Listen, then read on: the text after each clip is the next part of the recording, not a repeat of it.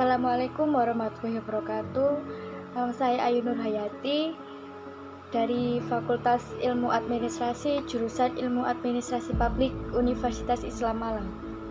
Saya akan menjelaskan mengenai desentralisasi dan otonomi daerah di Indonesia pasca Orde Baru. Sebagai sebuah negara kesatuan, urusan pemerintah pada dasarnya berada di pusat. Pemerintah provinsi dan pemerintah daerah, kabupaten atau kota tidak memiliki peran strategis dalam mengembangkan potensi daerah dan mengelola sumber daya mereka sendiri. Bahkan pemilihan kepala daerah pun ditentukan oleh pusat walaupun formalnya dipilih di forum DPRD. Akibatnya, daerah kekurangan pengalaman dan sangat tergantung pada pemerintah pusat. Namun, pemerintah pusat menanggapi masalah ini dengan mengirimkan pasukan ke daerah-daerah itu, yang kemudian masalah kesenjangan ekonomi berubah menjadi masalah keamanan dan politik. Desentralisasi dapat menjadi strategi untuk mengatasi ketidakstabilan politik seperti isu gerakan separatis dan permintaan untuk otonomi daerah. Undang-Undang Nomor 32 Tahun 2004 sebagai dasar hukum dari praktik desentralisasi menetapkan pembagian kekuasaan antar tingkat pemerintah.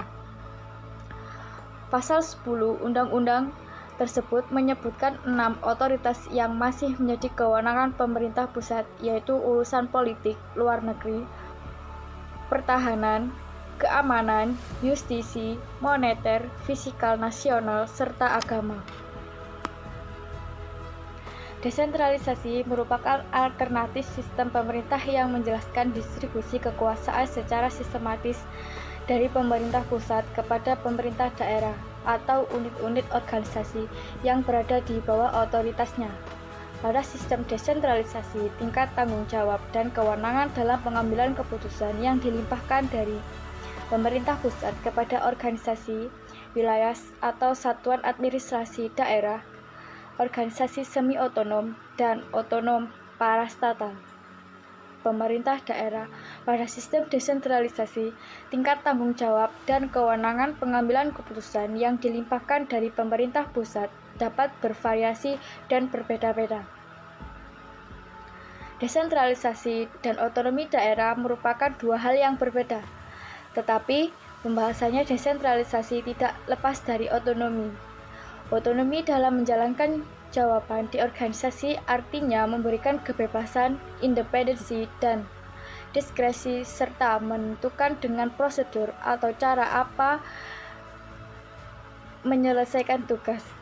Indonesia memiliki keberagaman politik, ekonomi, dan letak geografis yang berpotensi mempengaruhi praktik desentralisasi dalam menciptakan dampak yang berada di berbagai daerah.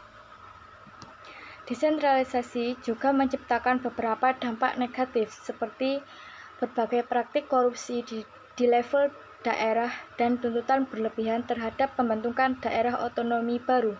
Konsekuensinya, pemerintah pusat perlu mencari pendekatan lain untuk mengatasi tanpa menghilangkan praktik desentralisasi.